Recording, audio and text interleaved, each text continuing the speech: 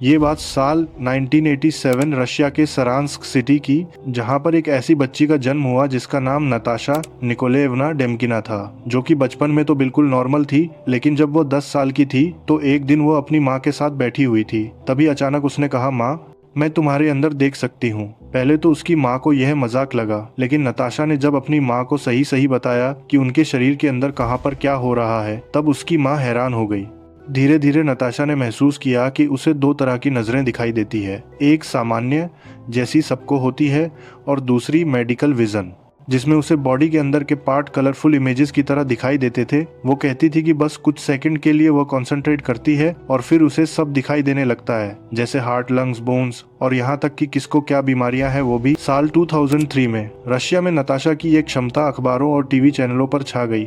हर कोई जानना चाहता था कि क्या वाकई किसी लड़की की बिना मशीन के एक्सरे जैसी नजरें हो सकती है। और फिर 2004 में उसे इंग्लैंड बुलाया गया, जहां उसने कई लोगों की जांच की, यहां तक कि एक टीवी शो दिस मॉर्निंग में उसने होस्ट के पैर की चोट का सही सही जिक्र किया, जिससे सब हैरान रह गए।